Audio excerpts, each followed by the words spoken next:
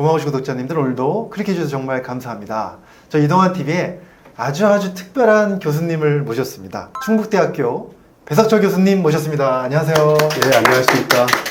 초대해 주셔서 감사합니다. 네, 우리 교수님은 비타민 B3 연구를 20년 이상 하셔서 세계적인 비타민 B3의 권위자로 알려져 계신데요. 저희가 한번 미리 예고를 한번 드렸었거든요. 네, 모신다고. 감사합니다. 그래서 이렇게 모시는 자리가 됐습니다. 그래서 오늘 저희가 비타민 B3의 항암 효과에 대한 이야기를 오늘 말씀을 드리고, 그다음에 다음 편에서는 또 뭐 면역이라든가 뭐 치매 예방, 항노화에 대한 이야기도 좀 함께 나누려고 합니다. 그래서 오늘은 암에 대한 이야기를 한번 나눠보려고 하는데요. 일단 연구를 20년 이상 하셨어요. B3에 대해서만. 계기가 있으실 것 같은데. 다른 질병은 사람이 거의 정복했죠. 완전히 정복했다고 할 수 없지만 그래도 상당히 정복했는데 암만은 거의 미완, 그러니까 우리가 손을 못 대고 있는 상황이거든요. 그래서 제가 좀 뭔가 여기서 잘해볼 수 있지 않을까 하는 생각에 이 분야에 뛰어들었습니다. 20년 전이면 좀 많이 젊으셨을 때잖아요. 실제 암 연구를 시작한 건 30년 전이죠. 30년? 예, 암 연구는 30년 전이고, 암 연구 하다가 암과 비타민 B3의 관계를 생각하게 된 것은 이제 20년 됐습니다. 20년 됐고요. 어떻게 그런 생각을 하시게 됐나요? 제가 관심을 가진 것은 암이 어떻게 발병하는지 하는 거거든요. 보통 이제 암을 보는 시각이 두 가지인데, 이 치료를 생각하시는 분들은 암의 악성화가 그 생명을 위협한다 이런 것 때문에 암 악성화 과정에 관련된 분자적 현상에 주목하거든요. 근데 이제 그 과정에 가장 중요한 게 뭐냐면은 암 유전자 돌연변이라는 게 밝혀졌습니다. 암 유전자 돌연변이 되면은 확실히 칼시노마로 암이 되는 거죠. 이제 그래서 그 암 유전자 돌연변이를 어떻게 통제할까 하다가 표적 치료 전략이 나온 겁니다. 그래서 표적 치료제는 암 유전자 돌연변이를 억제하는 겁니다. 근데 그게 2000년 이후로 그런 전략이 나와서 처음에는 암이 치료될 줄 알았습니다. 근데 환자의 수명은 증가했지만 결국은 환자가 재발하는 것을 막지 못한다는 걸 알게 됐고요. 근데 그런 문제가 표적 치료 전략의 문제인지 아니면 그 표적 치료 전략에는 문제가 없는데 표적 치료제 인간이 만든 약물이 불완전해서 그런 건지에 대한 질문이 크게 제기됐거든요. 그 질문에 대한 대답은 뭐였냐면 표적 치료 전략 자체에 문제가 있다는 겁니다. 그러니까 이론적으로 완벽한 표적 치료제를 개발해도 재발은 막을 수 없다는 결론이 나오게 돼서 그렇다면은 그 다른 쪽도 중요하다는 거죠. 근데 이제 제가 관심 있었던 것은 그런 그 암의 악성화와 관련된 암 유전자 돌연변이가 아니고 그 이전에 암 유전자 돌연변이 생기기 이전에 아주 미묘한 차이가 생기는데 이 문제는 암을 일으키지는 않아요. 즉 이제 그런 거는 이제 암 억제 유전자라고 부르는데요. 암을 억제하고 있는 유전자가 그 기능을 잃어버렸을 때 이 자체로는 암이 안 되지만 그 암으로 가는 길이 열리게 되는 사건이 되고, 그리고 더욱 중요한 것은 암이 발병한 후에도 암 억제 유전자를 복구시키면 그럼 암이 치료될 수 있다는 거죠. 근데 이제 암 억제 유전자는 50종류 되거든요. 50종류 어느 거나 다 그 되는 게 아닙니다. 이게 복구시켜줘서 암을 치료할 수 있는 암 억제 유전자는 2개밖에 없어요. 2개밖에 없어요. 네, 2개밖에 없는데 그 중에 하나를 제가 발견한 거죠. 그게 바로 렁스3. 그게 렁스3입니다. 근데 이제 그 2개 중에 하나가 제가 발견한 렁스3고 나머지 하나는 APC라는 유전자인데 APC는 원상 복구가 불가능합니다. 그러니까 원상 복구 시켜서 암을 치료할 수 있는 실질적으로 의미 있는 유전자는 현재 우리가 아는 건 하나밖에 없는 건데 제가 발견한 유전자입니다. 그럼 이제 교수님께서 발견한 그 렁스3 유전자, 암 억제 유전자, 그걸 발견한 게 몇 년도신가요? 그게 2002년이죠. 23년 전이네요. 그렇죠. 2002년인데 그때는 이제 50개 유전자 중에 암 억제 유전자 하나로 발견한 것이고요. 그 다음에는 이 유전자가 아주 초기에 암 발병에 꼭 필요한 유전자라고 밝힌 것은 2013년이고요. 13년이요. 그 다음에 이제 이 유전자가 없어져야 암이 생길 수 있고 암이 생긴 후에도 이 유전자를 활성화시키면 암이 치료될 수 있다고 하는 걸 밝힌 것은 2019년이죠. 아, 그러시군요. 그래서 하나씩 계속 꾸준하게 연구하신 거군요. 그렇죠. 그러니까 한 단계 한 단계씩 가려고 제 청춘이 다 갔죠. 아니, 대단하신 게 그렇게 오랫동안 연구하시려면 연구비도 꽤 많이 들어갔을 것 같은데 얼마나 연구비가 들어갔고 어떻게 지원받으셨나요? 그러니까 제가 행운이었던 게 전 세계 과학자들이 부러워하는 연구비 지원이 있거든, 연구비가 있거든요. 그게 한국에 있어요. 전 세계 연구자들이 부러워하는 그게 이제 창의적 연구진흥 사업이라고 합니다. 그거는 1년에 약 10억 원 정도를 9년간 지원하거든요. 한 번 선정되면 그러니까 90억이 지원되는 거예요. 그러네요.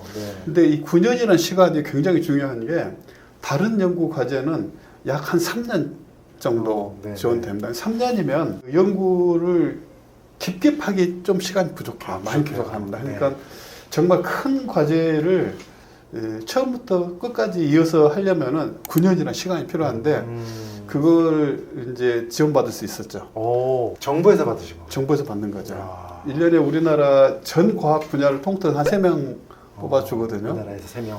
그러니까 경쟁률이 한 2000대 1 정도 된다고 그 이상 됩니다. 그럼 그걸 처음에 받으신 게 2000년대 초반? 그게 2003년입니다. 아, 그때부터 연구가 쭉 그때 2003년부터 이제 9년간 받고 근데 이제 또 하나 복은 뭐냐면 그걸 한 번 받으면 두 번 받기 힘듭니다. 왜냐하면 너무 경쟁이 치열하기 때문에 그 한 번 받은 사람이 9년간 연구비를 90억 지원을 받았다고 해서 거기에 대응할 만한 연구 성과를 내기는 힘들어요. 그렇죠. 그러니까 그 중에 50명, 100명 중에 한 명 정도가 성공해주면 그러면 과학계에서는 투자한 효과가 있는 거거든요. 그렇죠. 그러니까 한 사람이 그걸 받아서 성공해내기 어려운데 그걸 성공하면 두 번째 받을 수 있죠.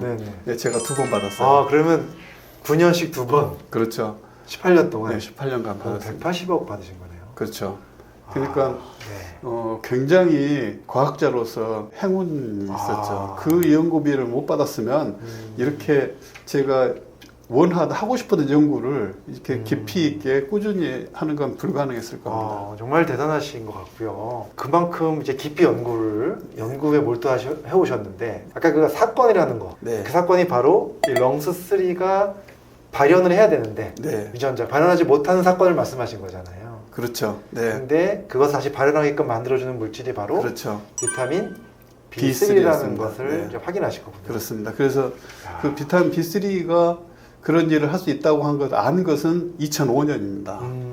그래서 이 렁스3가 기능을 못해서 암으로 가는 길이 처음 열린 다음에 그 다음에 암이 악성화된 후에도 비타민 B3를 이용해서 렁스3를 원상 복구시켜주면 그러면 암이 치료될 수 있다 하는 것을 안 지는 20년 됐죠. 20년 되셨고요. 그리고 이제 그걸 이용해서 동물을 해서 암을 일으키고 동물의 암을 비타민 B3로 치료하고 이런 게 가능하다는 것을 보여준 것은 2012년 뭐 정도 되니까요. 제가 이제 지난 영상에서 한번 그 소개를 했었습니다. 동물의 발암물질을 투여해서 암을 일으키는 과정, 그다음에 B3를 같이 투여했을 때 이제 암이 안 생기는 과정들을 다 동물 실험하신 거잖아요. 그렇습니다. 그래서 그 과정에서 제가 여기서 조금 더 깊게 들어가서 오늘 우리 시청자 여러분들께 좀 설명드릴 내용은 이 렁스3라는 유전자를 발견하셨어요. 이것이 잘 발현이 되면 암을 억제하고 이것이 딱 갇혀서 발현이 안 되면 이제 그런 사건이 생기면 암이 생길 수 있는 가능성이 높아지는 거잖아요. 그렇죠. 이것을 발현시켜주는 물질이 B3를 말씀하셨는데 그것 말고도 여러 가지 물질들이 또 있는 거죠? 많습니다. 많은데 문제는 렁스3를 발현시키는 것만이 중요한 것이 아니고 렁스3만 필요한 만큼만 발현시키는 것, 적당하게 하는 것, 이게 중요합니다. 그 대표적인 게 커큐민도 거기에 커큐민도 약하지만 그 컴팩션된, 그러니까 기능을 잃어버린 그 유전자를 기능을 복구시켜주는 그런 기능을 가지고 있습니다. 근데 이제 꼭 필요한 만큼만 일을 하지 않고 그게 과도해지게 되면 그러면 아주 심각한 부작용이 생깁니다. 그건 예를 들면 우리 몸에 근육 조직하고 뼈 조직이 있는데 이 근육 조직에 있는 유전자하고 뼈 조직에 있는 유전자는 원래 똑같습니다. 그런데 어떻게 근육을 만들고 어떻게 뼈를 만드냐면 그렇죠. 그 유전자를 사용하는 종류가 다르거든요. 그렇죠. 근데 어떤 세포는 어떤 유전자를 쓰고 어떤 유전자를 안 쓸 것인지 이걸 세포가 구별해야 되는 거예요. 그렇죠. 그렇죠. 그러니까 이 구별이 정말 신비로운 일입니다. 그러니까 그거는 사실은 인체의 신비죠. 그 인체의 신비 중에 신비인데 우리 인간은 아직 거의 뭐 1% 이해를 못 하고 있습니다. 근데 이제 그래도 1%라도 알고 있는데 알고 있는 건 뭐냐면 안 쓰는 것은 컴팩션 시켜서 발현되지 못하게 하고 쓰는 것은 열어놓는다. 이 정도는 알고 있거든요. 이런 것을 에피제네틱 컨트롤이라고 하는데 후생 유전학적 컨트롤이라고 하죠. 근데 후생 유전학적 컨트롤을 통해서 열거나 닫을 수 있다 하는 것도 알고 있습니다. 그 중에 커큐민 같은 것도 그 중에 하나입니다. 그러니까 닫혀 있는 걸 열어주는 거죠. 항암 물질들 여러 가지가 많죠. 그렇죠. 그런 실제로 이 암억제 유전자가 닫혀 있는 것을 열어줘서 암을 치료하겠다고 하는 시도는 수많은 지역에서 해서 지금도 하고 있고요. 이미 많이 했습니다. 실제로 예를 들면 MS275 같은 물질은 임상에서 그 FDA 허가를 받아서 환자에게 적용되기도 했습니다. 근데 워낙 부작용이 심한 거예요. 왜 부작용이 심하냐면 그 물질을 먹으면 우리 몸에 안 쓰는 유전자하고 쓰는 유전자의 경계가 허물어져 버려요. 그러니까 뼈 조직의 특징을 다 유지할 수 없어지게 되고 근육 조직은 근육 조직의 특징을 다 유지할 수 없어지니까 그 경계가 허물어지기 때문에 이 생명체의 기본 구조가 망가지게 됩니다. 그래서 사람이 암으로 죽기 전에 그 약물이 가진 세포 조직 특이성을 잃어버리고 그래서 그 부작용 때문에 죽게 되는 거죠. 그러면 B3는 어떻게 그렇게 부작용 없이 딱 적절하게 그것을 열어주느냐, 렁스3를 열어주느냐, 그렇죠. 거기에 대한 건 좀 설명해 주시죠. 근데 뭐 사실은 이 생명의 신비에 의한 결과라고 봐야죠. 근데 이제 그걸 우리가 과학적으로 설명을 하면은 예를 들면 아까 말씀드린 MS275 같은 그 후생 유전학적 컨트롤 이거 사람이 만든 거고요. 그다음에 커큐민 같은 식물에서 뽑은 추출물 이런 것에는 없는 중요한 특징이 비타민 B3에는 있습니다. 그게 뭐냐면 우리 몸 안에 있는 물질은 어떤 작용을 할 때 필요할 때 필요한 만큼 하도록 통제가 되어 있습니다. 그렇죠. 근데 이런 걸 보고 이제 오토 피드백 레귤레이션이라고 하거든요. 그러니까 자동 되먹임 조절, 이렇게 번역은 이렇게 하는데 좋은 번역인지 잘 모르겠습니다. 어쨌든 오토 피드백 레귤레이션을 통해서 이게 과도하면 스스로 자기를 억제해요. 그래서 부족하면은 촉진시키고 과도하면 억제시켜서 적절한 균형을 이룰 수 있도록 하는 메커니즘이 우리 몸 안에 있습니다. 이거는 우리 몸에 원래 사용하고 있던 물질에만 가능한 겁니다. 그러니까 B3에만 그게 가능한 거군요. B3만 가능하죠. 예를 들어서 뭐 다른 그런 에피제네틱, 그러니까 후생 유전학적 그 조절 물질들이 세상에 많지만 그런 물질들은 한쪽 방향밖에 못해요. 그렇죠. 우리 몸속에 원래 있는 물질이 아니니까. 그렇죠. 우리 몸에서 그거를 오토 피드백 레귤레이션을 할 수 있는 메커니즘이 마련이 안 돼 있어요. 그런 걸로 딱 필요한 만큼 필요한 유전자만 발현시키고 딱 멈출 수 있는 그런 방법이 없는 거죠. 그러니까 효과가 아예 없거나 아니면 그 과다해서 부작용이 심하거나 그 둘 중 하나가 되죠. 그러면 이제 임상 연구를 하셨잖아요. 그 임상 연구 좀 설명해 주시죠. 그 폐암 환자들 대상으로 했던 연구 결과. 그렇죠. 폐암 환자 110명을 먹었고요. 폐암 4기 폐암 환자인데 폐암은 그 표적 치료제가 아주 발달해 있습니다. 다른 어떤 암보다 표적 치료제가 발달했는데 이 표적 치료제라고 하는 것은 이 암 유전자 돌연변이 타입에 따라서 약이 다 다릅니다. 그런데 그 특히 우리나라 폐암에는 그 EGFR 돌연변이 폐암이 굉장히 많거든요.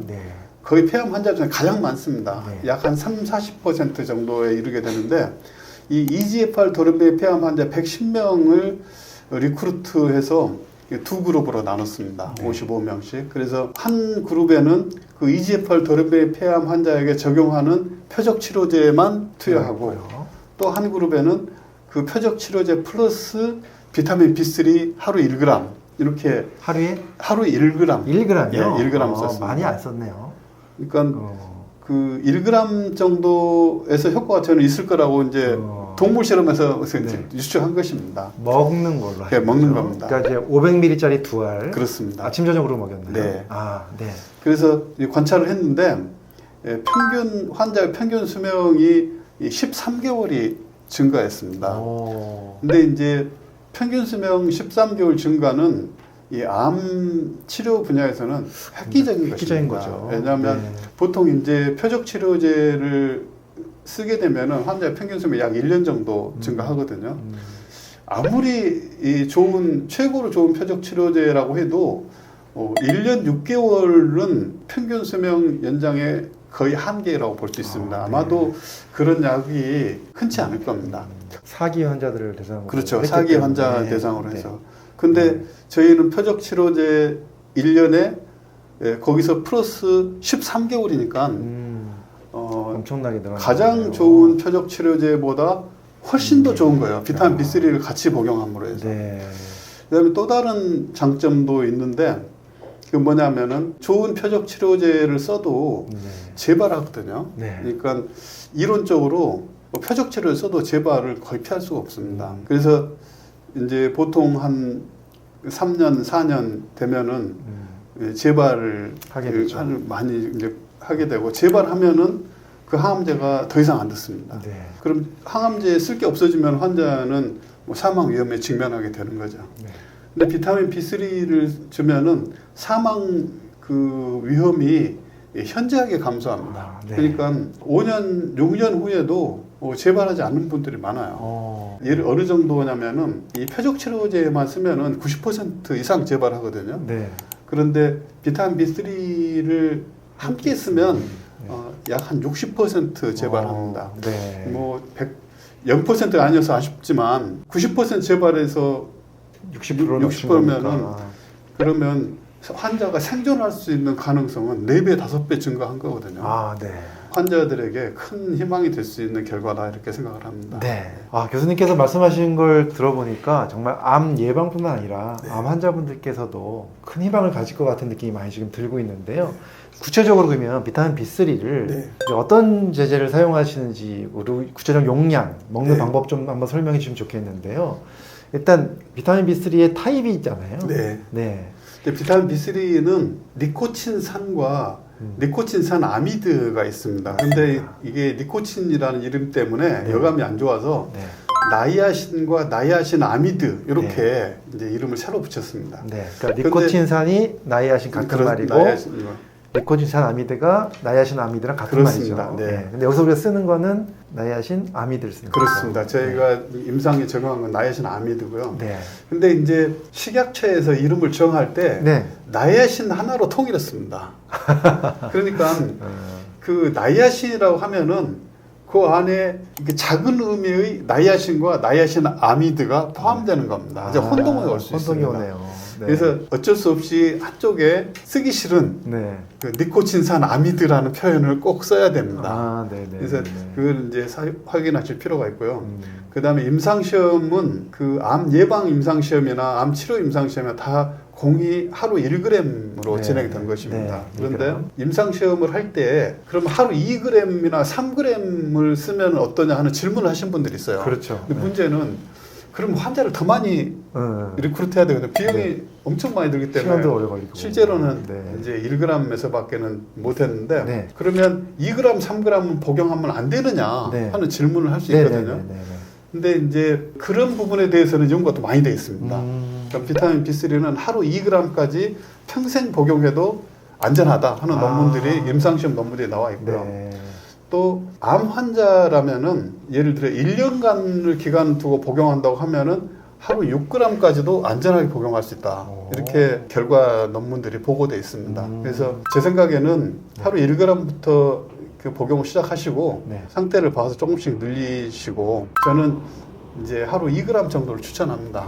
이미 암 치료받고 계신 분들 말씀하시는 암 치료받고 계신 분들. 그렇지 않으신 분들은 암 예방 목적으로 드신 분이라면 하루 1g으로 충분하겠습니다. 그러면 이제 하루 1g이면은 1000mg이잖아요. 그러면 그거를 나눠서 500mg씩 두 번에 나눠서 그리고 만약에 2g이면은 1000 이렇게 나눠서 그렇죠. 그러니까 여러 가지 복용 방법이 있겠지만 복용이 너무 번거로우면 안 되거든요. 그러니까 하루 두 번 아침 식사 후 2알 저녁 식사 후 2알 이렇게 복용하면은 제일 좋겠습니다. 보통 한 알 정도가 한 알이 500ml니까. 그렇습니다. 네, 알겠습니다. 그리고 또 이제 궁금해하시는 분들이 항암 치료 받는 분들이 뭐 유방암 환자분들 또 타목시펜 드시는 분도 계시고 또 여러 가지 항암제 먹는 약 드시는 분도 계시고 또 딴 약을 드시는 분도 계신데 B3를 함께 먹어도 되느냐에 대한 질문이 있거든요.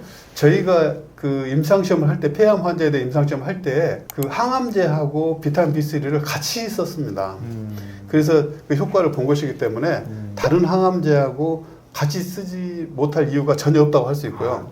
그리고 화학적으로 봤을 때 비타민 B3 즉 나이아신 아마이드는 다른 물질을 하고 간섭할 가능성이 거의 없습니다. 그래서 안전하게 함께 복용할 수 있습니다. 그리고 식사 중에 먹어도 되나요? 식사 중에 복용해도 되고요. 식후에 복용해도 되고 그리고 공복에 복용해도 상관없습니다. 그런데 공복에 복용하실 때는 물을 한 컵 같이 드실 필요가 있습니다. 당연히 물 드셔야겠죠. 그리고 이게 혹시 뭐 흡수에 장애가 될 만한 문제는 없을까요? B3를? 그 나이아신 아마이드는 그 체내에 들어가면 약한 염기성이거든요. 약간 염기성일 때 흡수가 가장 잘 됩니다. 근데 이제 다른 산성 물질이 같이 들어가면 이온화가 증가해서 조금 흡수가 감소될 수 있거든요. 큰 문제는 없지만 보통 음식은 다 중성이니까 식후에 드실 때는 아무 문제 없을 거라 생각이 됩니다. 그럼 이제 비타민 C를 고용량으로 드시는 분들은 함께 먹는 것보다 좀 시간 간격을 두는 게 낫겠네요. 비타민 C도 뭐 1g 또는 2g 복용하실 때는 한 번에 1g, 2g 복용할 때는 상관이 없지만 그보다 더 많은 양을 복용하실 때는 이제 비타민 B3의 그 흡수가 조금 손해 볼 수 있다. 염두에 두실 필요가 있겠습니다. 시간 간격을 좀 두면 괜찮겠죠? 한 시간 또는 2시간 시간 간격을 두면은 좋겠습니다. 네, 좋습니다. 오늘 배서철 교수님 출연해 주셔서 비타민 B3의 항암 효과에 대한 이야기를 해주시면서 너무 많은 공부가 됐고요. 또 많은 분들한테도 큰 도움이 됐을 것 같고 희망이 됐을 것 같습니다. 교수님 너무너무 감사드리고 그리고 배서철 TV 거기 또 보시면은 또 많은 좋은 이야기 있으니까 또 함께 보시면 좋겠습니다. 교수님 너무 감사드리고 다음에 또 2편에 또 이어서 좋은 말씀 부탁드리겠습니다. 오늘 수고하셨습니다. 감사합니다.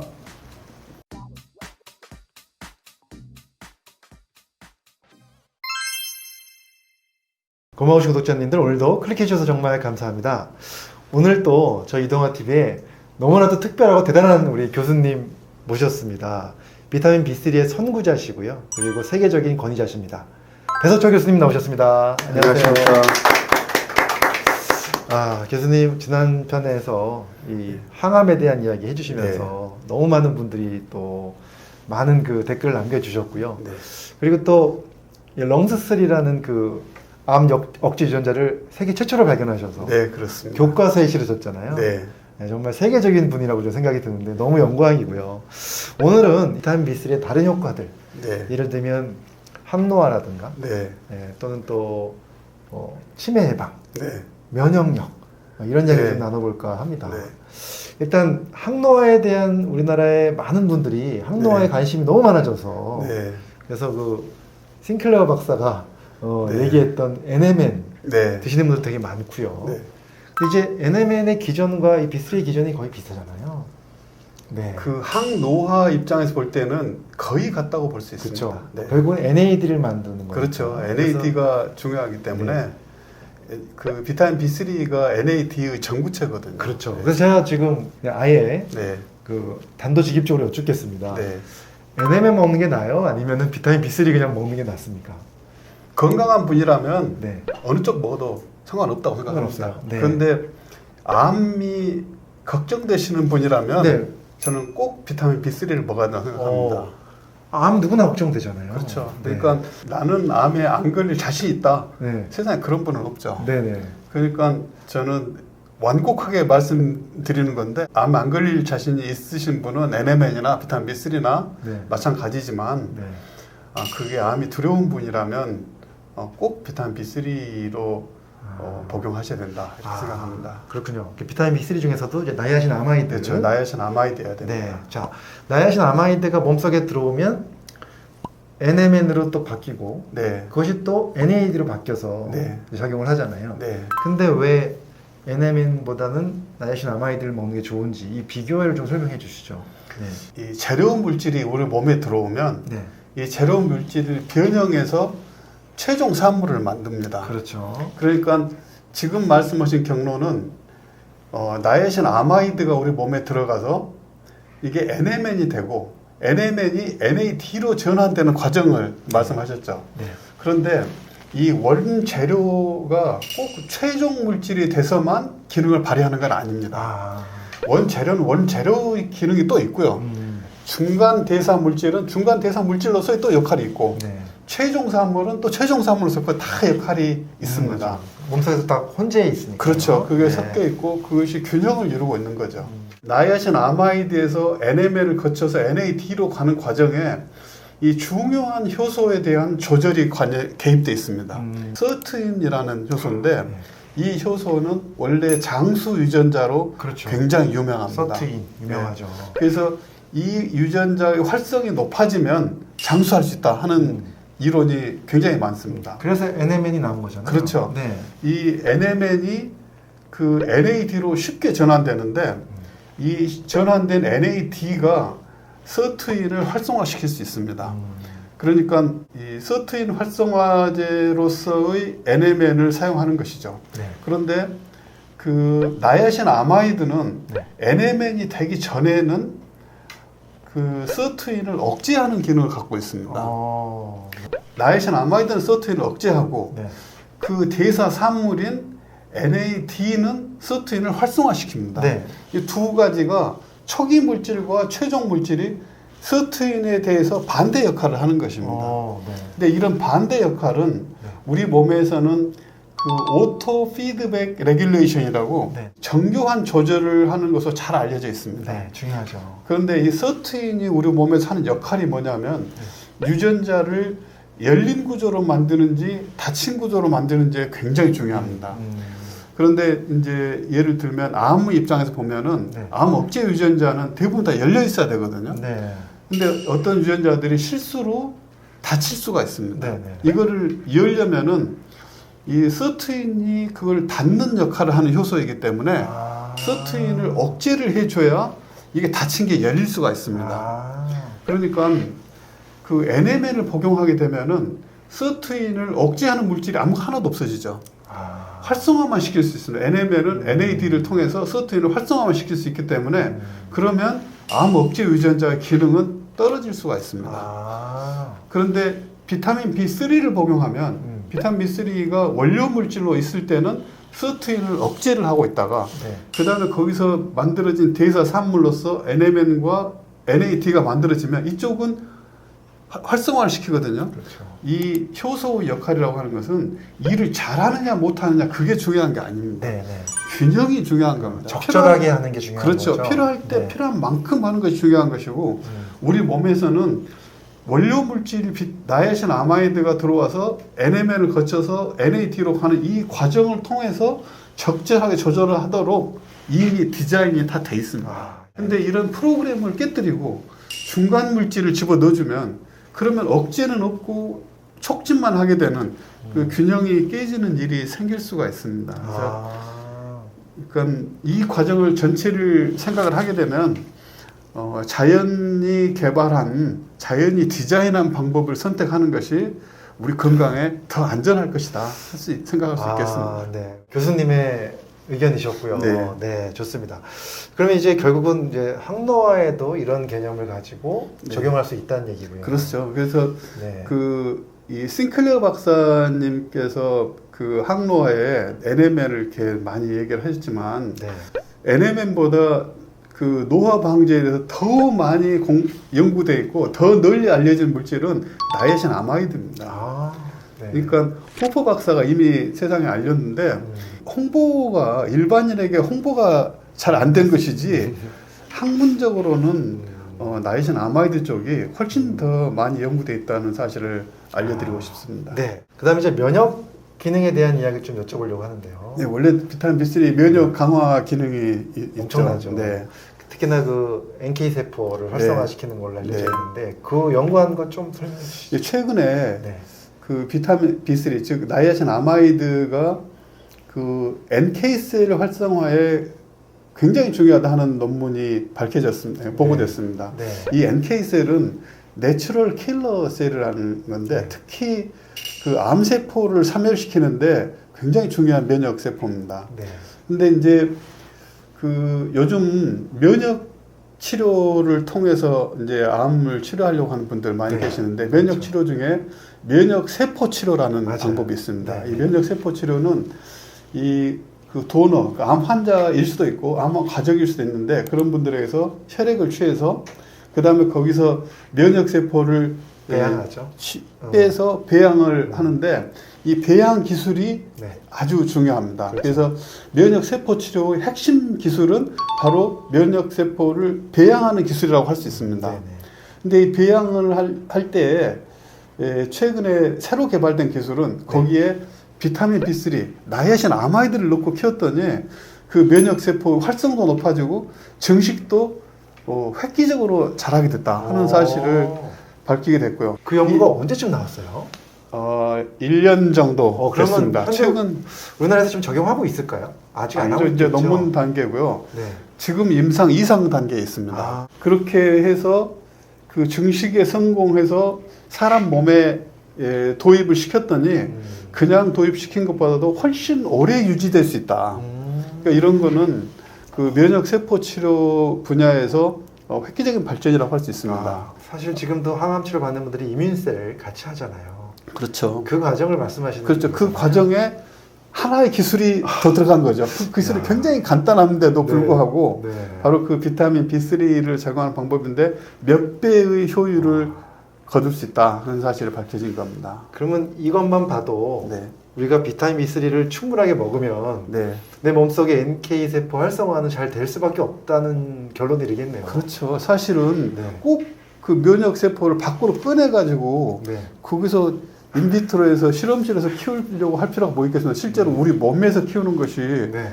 훨씬 더 좋은 환경인데 그래서 뭐 비타민 B3를 계속 챙겨서 복용하시는 게 NK셀을 강화하는데 훨씬 더 좋은 방법이 아닐까 이렇게 생각합니다. 그러면 여기서 비타민 B3를 먹어서 NK셀을 몸에서 강화시키고 싶은 분들이 계시다면 네.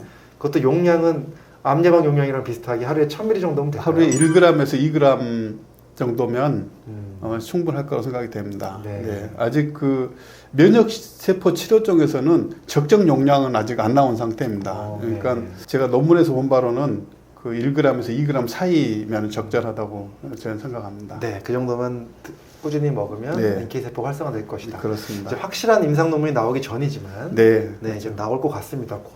네. 네, 좋은 결과가 있기를 바라고요. 네, 저도 기도하고 있습니다. 네. 그다음에 또 하나 이제 궁금한 게 치매 예방에 대한 효능. 예, 사실은 네.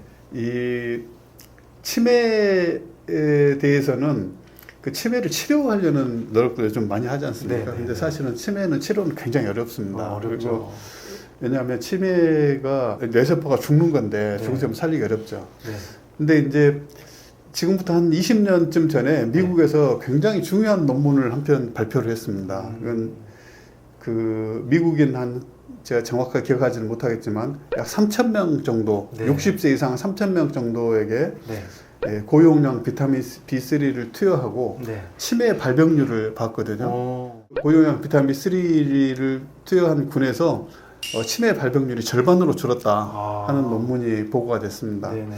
그래서 앞으로 뭐 더 좋은 그 치매 예방제나 치료제가 나올 수도 있겠지만 네. 지금 이 시점이라면은 비타민 B3를 복용하는 것이 가장 안전하면서도 치매로부터 멀어질 수 있는 길이라고 생각합니다. 그러면 거기서도 고용량 비타민 B3라면 뭐 나야신 아마이드를 가지고 나야신 아마이드고 하루에 한 거기도 1g에서 2g 사이입니다. 네. 그 정도. 네. 네. 참 신기하죠. 그러니까 네. 원래 그 비타민 B3는 그 플라그라 이 예방용을 할 때는 하루에 20mg 정도면 충분하거든요. 네. 근데 그보다 한 50배에서 100배 정도 이렇게 복용했을 때 부작용 없이 우리가 그 효과를 기대할 수 있다 하는 건 놀라운 일이라고 할 수 있습니다. 네. 지금 말씀하신 게 한 20mg 정도 아주 적은 영양이잖아요. 그렇죠. 그 정도만 먹어도 비타민 B3 부족으로 생기는 펠라그라를 예방하는 정도. 네. 그러니까 우리 인체가 정상적인 활동을 할 정도의 용량이고 용량을 확 높였을 때 거의 50배인가요? 1g이면 50배고 그쵸. 2g이면 100배입니다. 100배입니다. 높였을 때는 또 이런 효과가 나타난다라는 걸 지금 말씀해 주시고 계십니다. 또 하나가 저도 이제 옛날에 뭐 기능의학을 오래전부터 공부하면서 기능의학 하기 전에 이제 분자교정의학을 공부를 하면서 비타민 B3를 접했습니다. 그래서 그 당시에 이 나이아신은 콜레스테롤 떨어뜨리는 논문이 많이 나왔습니다. 그래서 저희들 그걸 먹어봤고 그 당시에 제약회사에서 뭘 만들었냐면 플러싱이 안 생기게 하기 위해서 천천히 흡수되는 나이아신을 만들었단 말이죠. 근데 그것도 생기더라고요. 환자들은 써보니까. 그래서 콜레스테롤 높은 분들한테 이 나이아신 아마이드 효과가 있을지에 대한 질문을 좀 드릴 건데요. 왜냐하면 논문은 나이아신 아마이드가 아니라 나이아신에 대한 효과였거든요. 네, 그 박사님이 공부하실 때는 그 나이아신, 그러니까 니코틴 산 대사가 없었어요. 근데 이제 그 후로 이게 이제 플로신 같은 부작용이 많은 나이아신이 아닌 그런 부작용이 없는 나이아신 아마이드를 가지고 또 실험을 했죠. 연구가 많이 나왔나요? 그럼요. 논문이 많이 나왔고요. 나이아신 아마이드도 나이아신과 마찬가지로 그런 그 콜레스테롤을 낮추는 효과가 보고됐습니다. 근데 이제 거기서 더 플러스 중요한 게 뭐냐면 이 보통 이제 그 고지혈증에 스테틴을 쓰지 않습니까? 근데 스테틴을 쓰면 콜레스테롤 종류가 다 떨어져요. 이 콜레스테롤이 그 HDL과 LDL이 있는데 사실은 HDL은 떨어지면 뭘 안 되지 않습니까? LDL을 떨어뜨려야 되는데 그 스테틴을 주면 LDL과 HDL 둘 다 떨어뜨려서 오히려 HDL이 부족한 문제를 만들 수도 있어요. 부작용은 상당히 심하고요. 근데 이 나이아신과 나이아신 아마이드는 놀랍게도 LDL만 떨어뜨리고 HDL은 안 떨어뜨려요. 그러니까 그 고지혈증 환자들에게 굉장히 희소식이죠. 그럼 나이아신 아마이드로 콜레스테롤 떨어뜨린다 하면은 어느 정도 먹어야 되나요? 용량? 그것도 똑같나요? 너무 똑같습니다. 그러니까 1g에서 2g 정도 됩니다. 제가 1g에서 2g 사이 용량이 적당하다고 하는 것을 제가 최초로 한 겁니다. 저희가 그러니까 2010년 정도에 방광암 임상을 했었거든요. 근데 이제 그 방광암 임상은 2A상이었어요. 2A상은 용량을 결정하는 거거든요.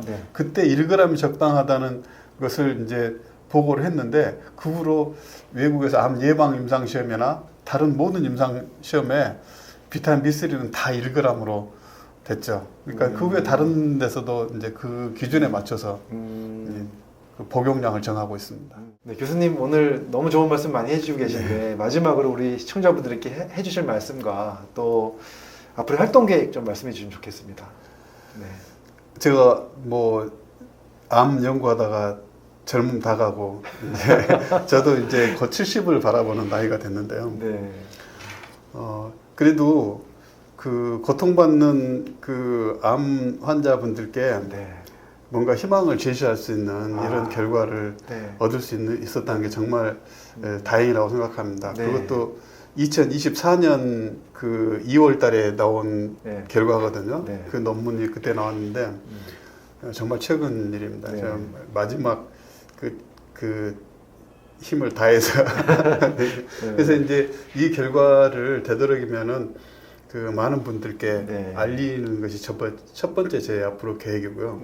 또 하나는 이 비타민 B3로도 그 충분히 이제 그 렁스3를 활성화시키지 못할 수도 있습니다. 이제 그럴 경우는 외부에서 렁스3 유전자를 암세포에 도입시켜서 완전히 유전자를 갈아치울 수 있거든요. 이제 그런 그 기술이 최근에 개발됐습니다. 근데 이제 유전자를 전달하는 기술은 최근 개발됐지만 그 기술에 싣고 갈 유전자는 제가 오래전부터 가지고 있었죠. 렁스3를 넣으면 되니까요. 그래서 이제 그런 방법을 통해서 이 비타민 B3가 적용되지 않는 그런 이 말기 암 환자분께도 치료의 길을 열 수 있는 그런 길을 도전하려고 하고 있고요. 최근에 그 도전도 꽤 수준이 올라서 그 임상 시험에 이제 진입했습니다. 그러시구나. 조만간 또 좋은 결과 가지고 여러분들 소개해드릴 수 기대하겠습니다. 네, 아유 교수님 정말 너무나도 훌륭한 연구들을 앞으로 계속 하고 계신데 교수님이 먼저 좀 건강을 잘 챙기셔서 오래오래 연구하셨으면 좋겠습니다. 그러면 감사합니다. 저희 많은 분들한테 큰 희망이 될 것 같습니다. 오늘 너무너무 감사드리고요. 앞으로 또 저희가 기회가 되면 또 한 번 모시고 싶습니다. 저 초대해 주시면 언제든지 오겠습니다. 감사합니다. 모셔서 또 좋은 이야기 듣도록 하겠습니다. 교수님 오늘 너무 수고 많으셨습니다. 여기까지 하겠습니다. 감사합니다.